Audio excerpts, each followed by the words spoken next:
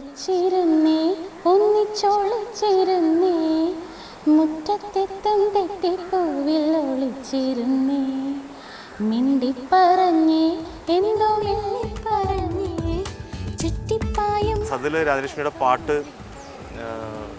സിനിമയിലൂടെയും അതിൽ ഒക്കെ അപ്പുറത്തായിട്ട് ടി വിയിലൂടെയും സ്റ്റേജുകളിലൂടെയൊക്കെ കേട്ടിട്ടുണ്ട് എന്നുള്ളതല്ലാതെ രാജലക്ഷ്മി എന്ന് പറയുന്ന പിന്നണി ഗായികയുടെ ജീവിതത്തെക്കുറിച്ച്, വ്യക്തിയെക്കുറിച്ച് ഒരുപക്ഷെ ഈ സംസ്ഥാന അവാർഡ് വന്നതിന് ശേഷമായിരിക്കും ആളുകൾ കൂടുതൽ അറിയുന്നത്. എനിക്കറിയാവുന്ന കാര്യം രാജലക്ഷ്മി കളമശ്ശേരി സ്വദേശിനിയാണ്, വിവാഹിതയായിട്ട് ട്രിവാൻഡ്രത്താണ് കുറേ കാലമായിട്ട് താമസം എന്നൊക്കെ അറിയാം. എങ്ങനെയാണ് ഈ സംഗീത രംഗത്തേക്ക് രാജലക്ഷ്മി വരുന്നത്? പഠനം, ശാസ്ത്രീയമായിട്ട് സംഗീതം അഭ്യസിച്ചത് എവിടെ നിന്നാണ്? ഞാൻ എൻ്റെ വീട്ടിൽ സംഗീതമുണ്ട്. എൻ്റെ അമ്മയുടെ കുടുംബത്തിലെല്ലാവരും അത്യാവശ്യം നന്നായിട്ട് പാടും. പക്ഷെ അവരൊന്നും അങ്ങനെ പ്രൊഫഷണൽ ആയിട്ട് ഇത് തിരഞ്ഞെടുക്കാനൊന്നും പറ്റിയില്ല അവർക്ക്. അപ്പോൾ അങ്ങനെ എനിക്കിങ്ങനെ ഒരു ടാലൻറ്റ് കണ്ടപ്പോൾ എൻ്റെ അമ്മ അത് കണ്ടെത്തി പ്രോത്സാഹിപ്പിക്കുകയായിരുന്നു. ഒരു 5 വയസ്സുള്ളപ്പോൾ ബാലസുബ്രഹ്മണ്യം എന്ന് പറഞ്ഞിട്ടൊരു മാഷിൻ്റെ അടുത്ത് പാട്ട് പഠിക്കും, എറണാകുളത്ത് തന്നെ, അവിടെ കൊണ്ടാക്കുമായിരുന്നു. പിന്നെ അവിടെ നിന്ന് കൊച്ചു കൊച്ചു മത്സരങ്ങൾ, ഇപ്പോൾ അങ്ങനത്തെ ആർട്സ് ആൻഡ് സ്പോർട്സ് ക്ലബ്ബുകൾ ഇപ്പോൾ നാട്ടിലില്ല. പണ്ട് ഓണക്കാലത്തൊക്കെ ഒരുപാട് മത്സരങ്ങൾ ഒരു ഇപ്പോൾ അത്തച്ചമയം, തൃപ്പൂണിത്തുറ അത്തച്ചമയം, അങ്ങനെ ഒരുപാട് ഓർഗനൈസേഷൻ്റെ മത്സരങ്ങളിൽ ഞാൻ എല്ലാ വർഷങ്ങളിലും ഇങ്ങനെ പോകുമായിരുന്നു. അങ്ങനെ കോമ്പറ്റീഷൻസിലൂടെ, പിന്നെ സ്കൂൾ യൂത്ത് ഫെസ്റ്റിവൽസ്, അതിലൂടെയൊക്കെയാണ് ഞാൻ ഈ ഫീൽഡിലേക്ക് വരണേ. പിന്നെ ഏറ്റവും ചെറുപ്രായത്തിൽ തന്നെ പ്രൊഫഷണൽ ആർട്ടിസ്റ്റായി, അതായത് ഗാനമേളകൾക്ക് പോയി തുടങ്ങി. 9 വയസ്സുള്ളപ്പോൾ മുതൽ ഞാൻ കലാഭവനിലായിരുന്നു പഠിച്ചിരുന്നു, കൊച്ചിൻ കലാഭവനിൽ. അപ്പോൾ അവിടെ ആബേലച്ചൻ അങ്ങനെ ഒരു ഓൾ ഇന്ത്യ ലെവലിലൊരു ഫിലിം സോങ് കോമ്പറ്റീഷൻ ഉണ്ടായിരുന്നു. അപ്പോൾ അതിൽ പോയി എനിക്കൊരു ബെസ്റ്റ് വോയിസിനുള്ളൊരു അവാർഡ്. അത് കഴിഞ്ഞ് തിരിച്ചു വന്നപ്പോൾ ആബേലച്ചൻ പറഞ്ഞത് നമ്മുടെ ട്രൂപ്പിലെ ചൈൽഡ് ആർട്ടിസ്റ്റായിട്ട് രാജലക്ഷ്മി പാട്ട്. പിന്നെ എറണാകുളത്തുള്ള എല്ലാ ട്രൂപ്പുകളിലും ഞാൻ പാടി. ഈ ബെസ്റ്റ് വോയിസ് എന്നുള്ള പിന്നെ ഒരു പരാമർശം കിട്ടിയ അത് ഏത് പാട്ടായിരുന്നു? അത് തളിരിട്ട കിനാക്കൾ എന്നുള്ള പഴയ ജാനകിയമ്മയുടെ പാട്ട്. അതെ, അത് ഡൽഹിയിൽ ഇവിടെ നിന്ന് സെലക്ഷൻ തന്നെ കുറേ റൗണ്ട്സ് ഇങ്ങനെ അങ്ങനെയാണ് കിട്ടിയത്. അത് കഴിഞ്ഞ് ഡൽഹിയിൽ പോയപ്പോൾ എല്ലാവരും ഹിന്ദി പാട്ടായിരുന്നു, ഞാൻ മാത്രമേ ഉണ്ടായിരുന്നു മലയാളം പാട്ട്. അപ്പോൾ എല്ലാവരും പറഞ്ഞു ഇനിയിപ്പോൾ പോണ വഴിക്ക് എല്ലാവരും പറഞ്ഞു ഹിന്ദി പാട്ടാക്കാം. അവിടെ എല്ലാവരും കല്യാൺജി, ആനന്ദ്ജി അവരൊക്കെയാണ് ജഡ്ജസായത്. അപ്പോൾ പാട്ട് മാറ്റിയേക്കാമെന്ന് പറഞ്ഞു. അപ്പോൾ അമ്മ പറഞ്ഞു വേണ്ട, നമ്മൾ ഹിന്ദി പാടിയാൽ ശരിയാവില്ല, നമ്മുടെ ഭാഷ പാടിയാൽ മതി. അങ്ങനെ ഞാൻ ഈ പാട്ട് പാടിയിരുന്നു. തളിരിട്ട കിനാക്കളുടെ 4 വരി കേൾക്കാം. തളിരിട്ട കിനാക്കൾ തൻ താമരമാല വാങ്ങാൻ വിളിച്ചിട്ടും വരുന്നില്ല വിരുന്നുകാരൻ നിന്റെ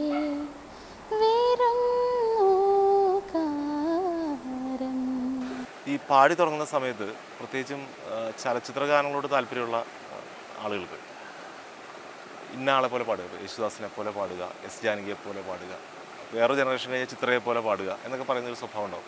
രാജലക്ഷ്മിക്ക് ആഭിമുഖ്യം ഉണ്ടായിരുന്നത് ജാനകിയുടെ ശബ്ദത്തോടാണോ? ശബ്ദം അനുകരിക്കാൻ അങ്ങനെ ശ്രമിച്ചിട്ടില്ല.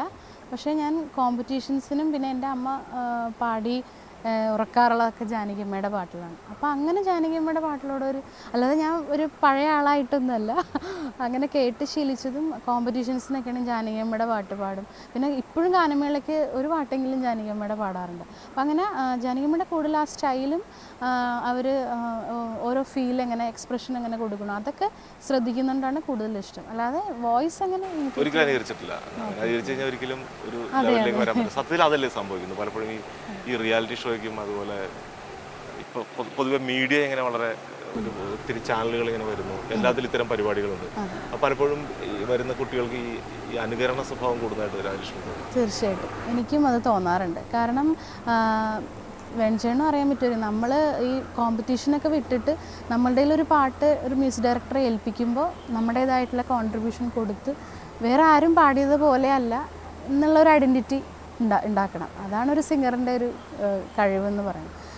അപ്പോൾ എനിക്കിപ്പോഴും മിക്കപ്പോഴും തോന്നാറുണ്ട് എല്ലാവരും ആ സിനിമാ പാട്ട് പഠിച്ച് അതേപോലെ പാടും, പക്ഷേ ഒരു പാട്ട് സ്വന്തം കയ്യിലൊരു പാട്ട് കിട്ടുമ്പോൾ അത് നന്നാക്കാൻ ശ്രമിക്കാറുണ്ടോ എന്ന് സംശയമാണ്. ഇതുപോലെ ഇപ്പം സ്റ്റേജിൽ പാടുക, കോമ്പറ്റീഷനിൽ പാടുകയൊക്കെ ചെയ്ത് വളർന്നു വന്ന ഒരു ഗായിക ആദ്യമായിട്ടൊരു സംഗീത സംവിധായകൻ്റെ നിർദ്ദേശപ്രകാരം ഒരു പുതിയ പാട്ട് പാടുന്ന ഒരു സന്ദർഭം ഉണ്ടല്ലോ, അതെപ്പോഴായിരുന്നു അത്? എൻ്റെ ആദ്യമായിട്ട് ഒരു കാസറ്റ് വർക്ക് എന്ന് പറയുന്നത് ജാനകിയമ്മയുടെ തന്നെ ഒരു 9 പാട്ടുകൾ, പഴയ പാട്ടിൽ ഞാൻ പാടിക്കൊണ്ടുള്ള ഒരു കൊച്ചു സ്വപ്നം എന്ന് പറഞ്ഞിട്ടൊരു വർക്കായിരുന്നു. അതിന് ശേഷം ഞാൻ ഒരാളുടെ കീഴിൽ പാടുന്നത് ആദ്യമായിട്ട് എനിക്ക് രാഘവ മാഷിൻ്റെ, അതെ, അങ്ങനൊരു ഭാഗ്യം കിട്ടി. മാഷാണ് ആദ്യമായിട്ട് എന്നെ, അത് ഒരു കുട്ടി അച്ഛനും മകളും കൂടി പാടുന്ന ഒരു പാട്ടാണ്.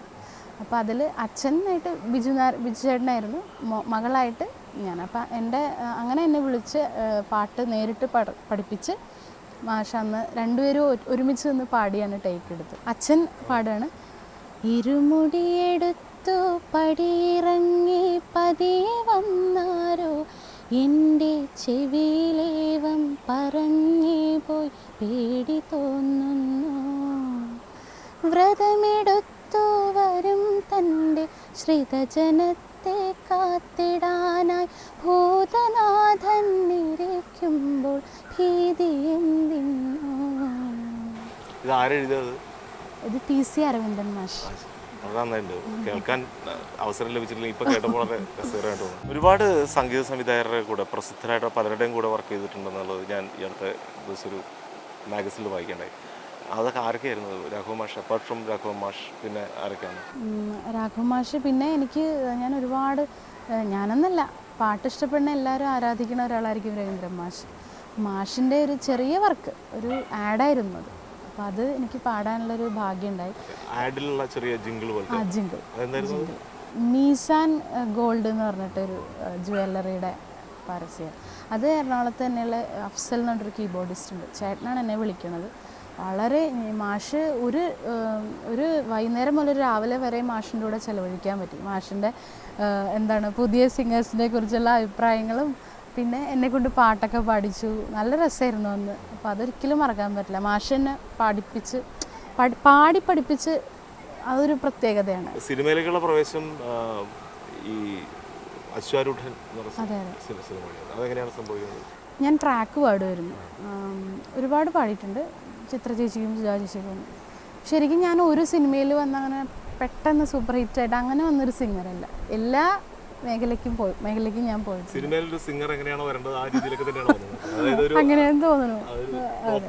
പ്രോപ്പർ ഇതിലാണ് വന്നിരിക്കണേ. തീർച്ചയായിട്ടും. അപ്പോൾ അങ്ങനെ ട്രാക്ക് പാടുമായിരുന്നു. അങ്ങനെ അശ്വരുടൻ സിനിമ വന്നപ്പോൾ ജാസ് ചേട്ടൻ ഇങ്ങനെ പറഞ്ഞു, രാജി ഇതിങ്ങനെ പാടി നോക്കാം, ഇഷ്ടമാവുകയാണെങ്കിൽ. ഇപ്പോൾ പല പാട്ടിലും നമ്മൾ ആഗ്രഹിക്കാറുണ്ട്, ഈശ്വര ഇത് എനിക്ക് കിട്ടുകയും എന്നൊക്കെ ട്രാക്ക് പാടുന്നു. പക്ഷെ അങ്ങനെ പലപ്പോഴും അങ്ങനെ സാധിക്കാറില്ല. പക്ഷേ ഈ പാട്ട് ഇങ്ങനെ പാടിയപ്പോൾ ജയരാജ് സാറിനും എല്ലാവർക്കും ഇഷ്ടപ്പെട്ടു. ഈ കുട്ടി എന്നെ പാടിയാൽ മതി എന്ന് പറഞ്ഞിട്ട് അത് സ്ട്രെയിറ്റ് ആക്കിയിട്ട്, അതായിരുന്നു ആദ്യത്തെ സിനിമയിലെ എൻ്റെ ശബ്ദം ചിത്രീകരിച്ചു വന്നത് ആ പാട്ടായിരുന്നു. ഈ അശ്വാരൂഢനിൽ ഈ പാട്ട് കഴിഞ്ഞ ശേഷം എപ്പോഴാണ് ഈ അന്യഭാഷകളിലേക്ക് ഉള്ളൊരു മാറ്റം ഉണ്ടായത്? അത് ഞാൻ ഈ മലയാളത്തിലെ ഈ അധികം സിനിമകളൊന്നും ഇല്ലായിരുന്നില്ല, അതൊക്കെ പാടുന്നതിൻ്റെ സമയത്ത് തന്നെയാണ് ജാസി ചേട്ടൻ്റെ മാനേജറും കൂടിയാണ് എൻ്റെ ഹസ്ബൻഡ്. അപ്പോൾ അങ്ങനെ ഒരു ബന്ധമുണ്ട്. അപ്പോൾ അങ്ങനെ ഞാൻ മിക്കവാറും ജാസി ചേട്ടൻ്റെ ഫീമെയിൽ പോർഷൻ്റെ ഒക്കെ ട്രാക്ക് ഞാൻ പാടാറ്. അങ്ങനെ ജാസി ചേട്ടൻ വഴിയാണ് ഈ കന്നഡ സിനിമകളിലൊക്കെ പാടുന്നത്. തമിഴ് പാടിയുണ്ട്, അതൊന്നും റിലീസായില്ല. പക്ഷെ തമിഴ് അല്ല, കന്നഡ റിലീസ്. കുടുകാട്ട, അതൊന്നും എൻ്റെ അടുത്ത് ചോദിക്കരുത്. പിന്നെന്താ പരിചയ, പിന്നെ ഹൊടിമക, പിന്നെന്താ ഹായ്. ഈ ഓർക്കോ വല്ലപ്പോഴും എന്നുള്ള സിനിമ അതെ.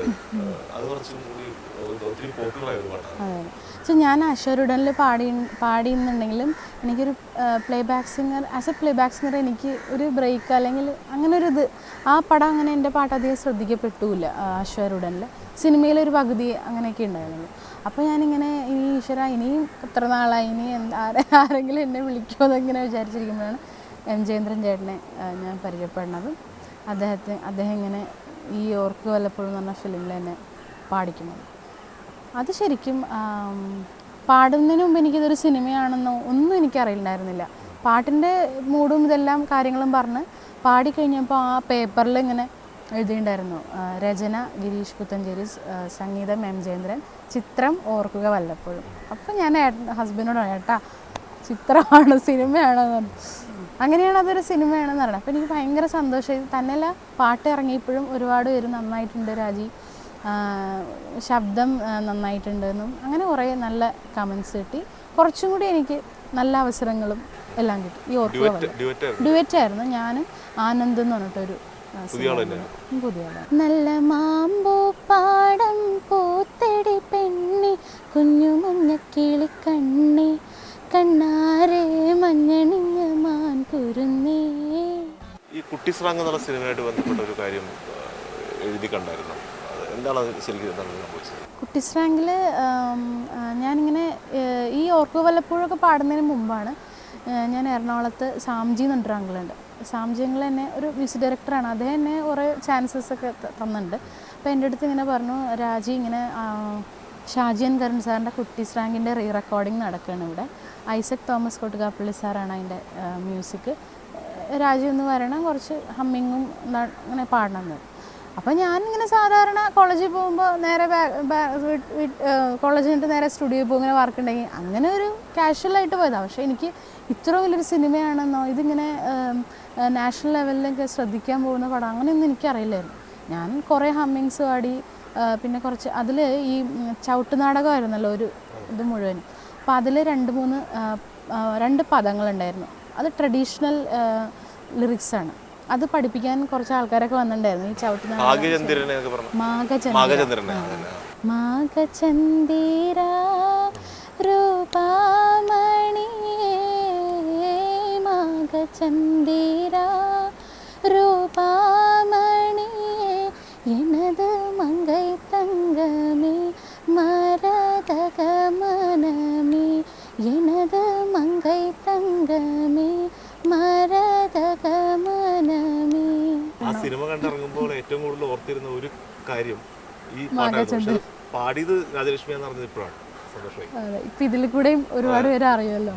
പിന്നെ ഇത് റിലീസാവാൻ 1 കൊല്ലം താമസിച്ചു. അപ്പോൾ ഇറങ്ങാറായപ്പോൾ എൻ്റെ അടുത്ത് ഐസക് സാറ് വിളിച്ചു പറഞ്ഞു, സാംജിയങ്ങളും വിളിച്ചു പറഞ്ഞു, രാജി ഇത് ഓർക്കസ്ട്രേഷനൊക്കെ ഒരു സിംഫോണിക് രീതിയിലൊക്കെ ചെയ്തിട്ടുണ്ട്, രാജിയുടെ പാട്ടുകളായിട്ട് മാറ്റിയിട്ടുണ്ടെന്നു. അപ്പോൾ ഞാൻ പറഞ്ഞു, അയ്യോ ദൈവം, അന്ന് നമ്മൾ ജസ്റ്റ് ഒരു ക്ലിക്കും ഒരു ശ്രുതി ഇട്ടിട്ടാണ് റെക്കോർഡ് ചെയ്തത്.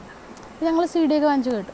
പക്ഷേ ഇങ്ങനെ നാഷണൽ അവാർഡ്സിൻ്റെ വാർത്തയൊക്കെ കേട്ടു. പിറ്റേ ദിവസത്തെ പേപ്പർ എടുത്തപ്പോഴാണ് അതിലിങ്ങനെ ഒരു എല്ലാ പത്രത്തിലും ഒരു ചെറിയൊരു കോളത്തിൽ കുട്ടിസ്രാങ്കിലെ ആലാപനത്തിന് രാജലക്ഷ്മി അവസാന റൗണ്ട് വരെ പരിഗണിച്ചു. അപ്പോൾ അത് നമ്മളെപ്പോലെ ഒരു പുതിയ തുടക്കക്കാരിക്ക് കിട്ടാവുന്ന വലിയൊരു അംഗീകാരമാണ്. കേട്ടിടത്തോളം ഒരുപാട് കാലം നീണ്ടു നിന്ന ഒരു സംഗീത ജീവിതം തന്നെയാണ്. കാര്യം ചെറുപ്പമാണെങ്കിൽ രാജലക്ഷ്മി വളരെ ചെറുപ്പത്തിലേ തുടങ്ങിയതാണ്. അപ്പോൾ ആ ഒരു സംഗീത യാത്ര എന്നൊക്കെ പറയുന്ന ഒരു കാര്യം വളരെ സ്മൂത്തായിട്ടുള്ളൊരു യാത്രയായിരുന്നു. അതോ കുറച്ച് പ്രയാസങ്ങൾ വരുന്നതായിരുന്നു തിരിഞ്ഞു നോക്കുന്ന സമയത്ത്? ഇപ്പോൾ വേണമെങ്കിലും തിരിഞ്ഞു നോക്കാവുന്ന സമയമാണ്. തീർച്ചയായിട്ടും. എനിക്ക് അവാർഡ് കിട്ടിയപ്പോഴും ഞാൻ പഴയ കാര്യങ്ങളൊക്കെയാണ് ഓർമ്മ വന്നത്. കാരണം ഞാൻ കുറേ സ്ട്രഗിൾ ചെയ്ത് വന്ന ഒരു ആളാണ്. വെച്ചാൽ നമ്മൾ അന്ന് ഗാനമേളയ്ക്ക് പോകുമ്പോൾ ഇത്രയും ഫെയിമോ ഇത്രയും റെമ്യൂണറേഷനോ ഇത്രയും ബൂം ഒന്നും ഉണ്ടായിരുന്നില്ല. അപ്പോൾ നമ്മൾ എനിക്ക് ശരിക്കും എൻ്റെ ഒരു വരുമാന മാർഗം കൂടിയായിരുന്നു. അപ്പോൾ അതുകൊണ്ട് ഒരുപാട് അങ്ങനെ കൈപ്പേറിയ അനുഭവങ്ങളൊക്കെ എനിക്ക് ഉണ്ടായിട്ടുണ്ട്. പിന്നെ ഒത്തിരി കഷ്ടപ്പെട്ടിട്ടുണ്ട്. നമ്മളൊരു 4 ആളെ അറിയാനായിട്ട് ഒരുപാട് ഗാനമേളകൾക്കാണെങ്കിലും അങ്ങനെയൊക്കെ ആരെങ്കിലും അറിയുള്ളൂ. ഒരുപാട് സ്റ്റേജസ് പോയാലേ അത് ആ പാടുന്ന കുട്ടികളെ അങ്ങനെ അറിയുള്ളൂ. അപ്പോൾ അതിനുവേണ്ടി ഞാൻ ഒരുപാട് കഷ്ടപ്പെട്ടു. പിന്നെ ആരും അങ്ങനെ വലിയൊരു ഡയറക്ടറോ പ്രൊഡ്യൂസറോ എന്നെ സപ്പോർട്ട് ചെയ്യാൻ അങ്ങനെ ആരും ഉണ്ടായിട്ടില്ല. അതുകൊണ്ട് തന്നെ എനിക്കങ്ങനെ വലിയ ചാൻസസ് അങ്ങനെ വന്നില്ല. പക്ഷേ എനിക്ക് മ്യൂസീഷ്യൻസിൻ്റെ ഇടയിലും ഓർക്കസ്ട്ര ആൾക്കാർ, അതേപോലെ മീഡിയയിലുള്ള കുറേ ചേട്ടന്മാർ, അവരൊക്കെ എനിക്ക് ഒരുപാട് സപ്പോർട്ട് ചെയ്തു. അങ്ങനെ ഒരാൾ പറഞ്ഞ് മറ്റൊരാൾ അങ്ങനെയാണ് എനിക്ക് ഒരുപാട് അവസരങ്ങൾ വന്നത്. ഈ ജയേന്ദ്രൻ ചേട്ടനെ കാണുന്നത് വരെ ഞാൻ അങ്ങനെയാണ്. ഒരുപാട് പേര് ചേട്ടനടുത്ത് എൻ്റെ കാര്യം പറഞ്ഞിട്ടുണ്ടായിരുന്നു. അങ്ങനെയൊക്കെയാണ് പരിചയപ്പെടുന്നത്. അപ്പോൾ അങ്ങനെ വന്നതായതുകൊണ്ട് എനിക്ക് ഈ അവാർഡ് കിട്ടുമ്പോൾ ഞാൻ ആദ്യം ആലോചിക്കുന്നത് ഞാൻ വന്ന വഴികളാണ്. ഒരിക്കലും ഞാൻ ആ വഴി മറക്കില്ല. എത്ര ഇനി എന്തൊക്കെ ആണെങ്കിലും ആ ആൾക്കാരെ എന്നെ സഹായിച്ചിട്ടുള്ള ആൾക്കാരെയും ഞാൻ ഒരിക്കലും മറക്കില്ല. വീട്ടിലെ ഒരു സപ്പോർട്ടിൻ്റെ കാര്യം പറഞ്ഞില്ലേ, ഇതൊക്കെ സംഭവിക്കുമ്പോഴും കുടുംബം, ഭർത്താവ്, അങ്ങനെ അത് കുടുംബം ഒരു ഫീമെയിൽ ആർട്ടിസ്റ്റിനെ സംബന്ധിച്ച് കുടുംബമാണ് ഏറ്റവും സപ്പോർട്ടീവ് ആവേണ്ടത്. എനിക്ക് ചെറുപ്പം മുതലേ എൻ്റെ അമ്മയായിരുന്നു.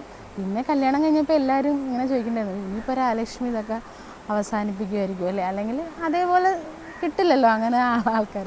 പക്ഷെ എനിക്കെന്തോ ഭഗവാന്റെ അനുഗ്രഹം കൊണ്ട് എനിക്ക് കിട്ടിയ ആൾ എൻ്റെ ഹസ്ബൻഡ് എൻ്റെ അമ്മയെപ്പോലെ തന്നെ പാട്ടിനെ എൻ്റെ പാട്ട് എവിടെയെങ്കിലും ഒന്ന് ചെന്ന് എത്തണം എന്നുള്ള ആഗ്രഹമുള്ള ആളായിരുന്നു.